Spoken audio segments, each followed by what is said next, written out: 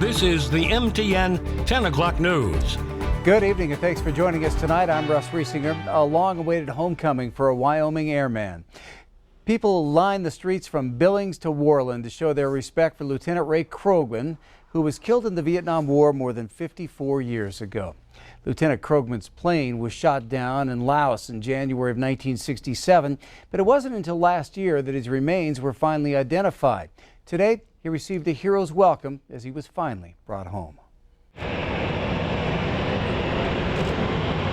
It was a day that the family of Lieutenant Ray KROGMAN had long been waiting for. Thank God he's coming home now. It was also a day they feared might never happen. As Lieutenant KROGMAN's flag-draped coffin was unloaded off the plane, it ended a journey that began more than a half-century ago.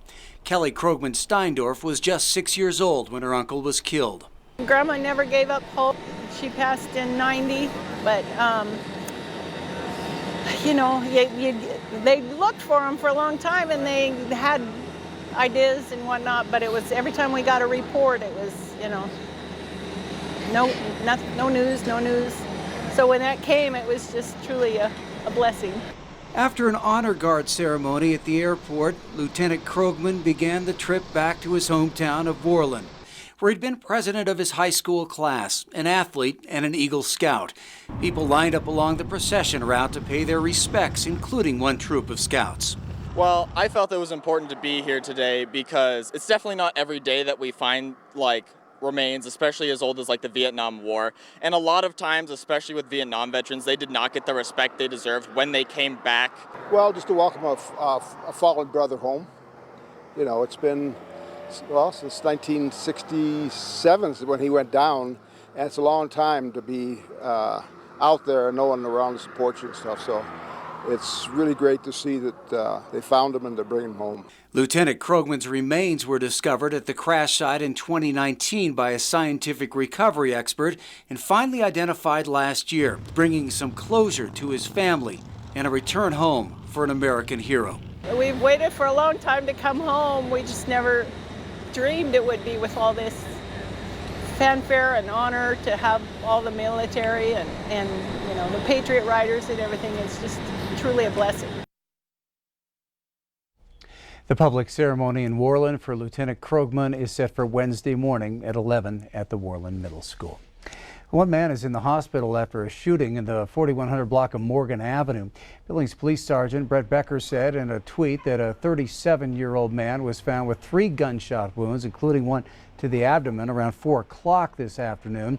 Officers did say they have one suspect in custody and there was no threat to the public. An investigation is ongoing and it's not clear how serious the man's injuries are. A man was critically injured this morning after a 6,000-pound bank vault fell on top of him in the Billings Heights. Happened at the construction site of a future Chase Bank in the Heights on Main Street.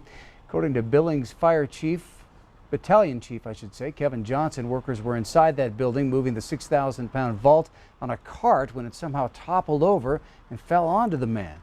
Workers at the site were able to lift the vault off the man before responders arrived. He's said to have been breathing when transported. Tim Lorch, the construction superintendent on scene for Summit Properties, said multiple businesses were doing work today and it's unclear which company the man worked for. Lorch also commented that Billings first responders did a great job with their immediate and quick action.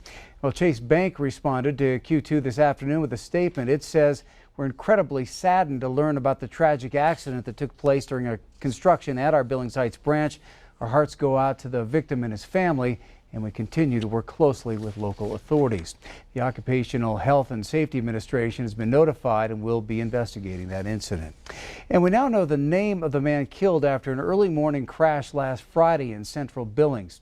The Yellowstone County coroner tells us that 47-year-old Wade GRAMBOIS of Billings was driving a minivan when it was struck by a pickup truck driven by 21-year-old Clay Wacker of Hardin.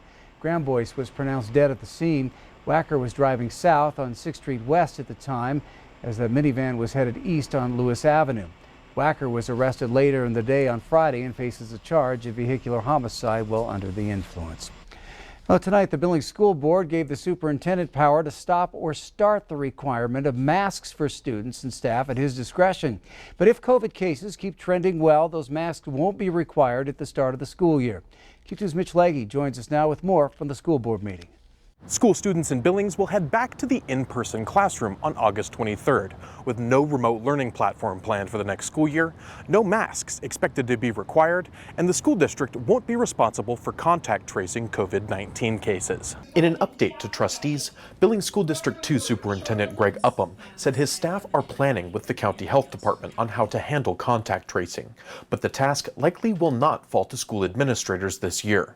Last year, they were responsible for choosing who went into quarantine if a positive case was found at a school. And on the topic of masks, Upham said they will likely not be required for students and staff heading into the new school year. The trustees unanimously approved an amendment to the district's masking policy, allowing the superintendent discretion on whether masks are required in the Billings schools. The amendment also directs the superintendent to regularly brief trustees on the district's COVID-19 protocols, including masking. Before the trustees vote, they heard about an hour of public comment from parents urging them to do away with the mask policy altogether. Upham said the policy will allow for a nimble change if the local COVID situation shifts for the worse. Not meant as a secret way to invoke masking.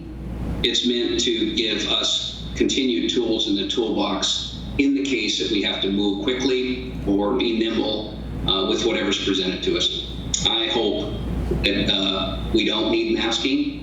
I hope that we walk into the year as normal as possible, and the one thing I hope for is that everyone is safe, all of our students and staff. Upham added that as he's done in the past, he will rely on the Unified Health Command, made up of local public health and disease professionals, to inform COVID-19 safety decisions in the district.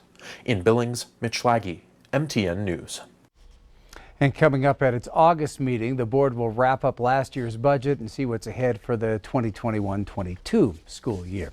Now we want to send it over to Chief Meteorologist Ed McIntosh. And Ed, we're going from record-setting temperatures to even more fire danger. That's right. You're seeing something on radar we haven't seen for a while tonight.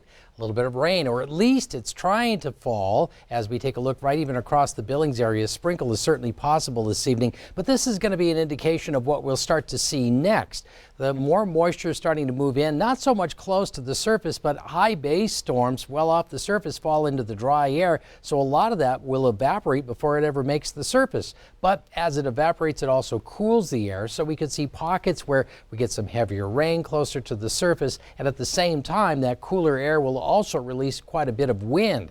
With the dry areas around the region and that wind pushing down, not only could we see some wind damage, but also we could see some of the lightning starts of those fires, and then the wind spread those flames around. Take a closer look at the fire danger and everything else coming up in just a few minutes. All right, and that fire danger certainly on the rise. Today, part of that big fire near Red Lodge, the Robertson draw fire, flared back up, and evacuation warnings are now in place. Smoke is on the western fire perimeter, and aerial resources were ordered. A large helicopter performed water drops throughout the night. As a result, an evacuation warning has been issued for the Rock Creek drainage area from the point of rocks just south of Red Lodge, following south on Highway 212. Meanwhile, there is some good news to report tonight on the Buffalo fire near Huntley. That fire started last Friday night, burning 3 structures in the process and threatening nearly 300 more. The fire is now fully contained as crews spent today on mop-up duty. Governor Greg Gianforte also announced today the state had secured a FEMA grant to cover 75% of the firefighting costs on that fire. The Harris fire near Joliet also sparked on Friday afternoon. Today, Q2's Brandon Warren was on the fire lines to get us an update. The Harris fire, which broke out near Joliet, caused thousands of acres of damage, but is now relatively under control. We have estimated the containment to be 45%. Acreage at 2,624 acres, so just a little bit more than was initially estimated. And we have 116 personnel out. That includes 18 engines and 1 hand crew and some heavy equipment. Going forward, crews will continue monitoring the area to ensure that the fire does not spark again. And then also starting mop-up, so that's when they start at the outside of the perimeter and really extinguish any hot spots that are left and essentially make sure it's dead out from the outside in. The road closures and evacuation warnings in the area have been lifted, but officials are still asking for the public's help. we are asking that members of the public still stay out of these areas because firefighting continues and emergency vehicles, so we're trying to really limit traffic. Crews will also begin repairing some of the land where they put containment lines. In Joliet, Brendan Warren, MTN News. And tonight that fire actually sits at 80% containment and should be completely put out within the next few days. Also an update on the fireman who was severely injured in the Harris fire on Friday. Dan Stephenson went through successful surgery today at the University of Utah Burn Center and is communicating with family and other firefighters. He's expected to have to remain at that burn center for about 6 months. An earthquake swarm has rattled Yellowstone Lake this past weekend. The United States Geological Survey says more than 140 quakes have been recorded since last Thursday. The largest was magnitude 3.1, but most were less than magnitude 2.0. The chief scientist for the Yellowstone Volcano Observatory, Dr. Mike Pollan, says such swarms are common in the park and says this latest swarm is dwarfed by a similar event in 2008 and 2009 when more than 800 quakes were detected under the lake. Another swarm was recorded under the lake last year, and the park recorded a number of quakes just last month. There were more earthquakes in June than we've seen in the last several months. We had about 450 or so located earthquakes in June, but that's not that unusual. Typically we're around 100, 200 per month. Pollan says the quakes happening under Yellowstone Lake are taking place right on the boundary of the Yellowstone caldera. That fault was formed when the Yellowstone volcano erupted some 631,000 years ago. Still to come on the MTN 10 o'clock news here on Q2. Stocks around the world fell today as investors worried about a global resurgence of COVID-19. More on that coming up. And then later in sports, going for the gold, 3 Montanans are in the mix as the Summer Olympics begin this Friday in Tokyo. Scott will tell you who coming up in just a bit.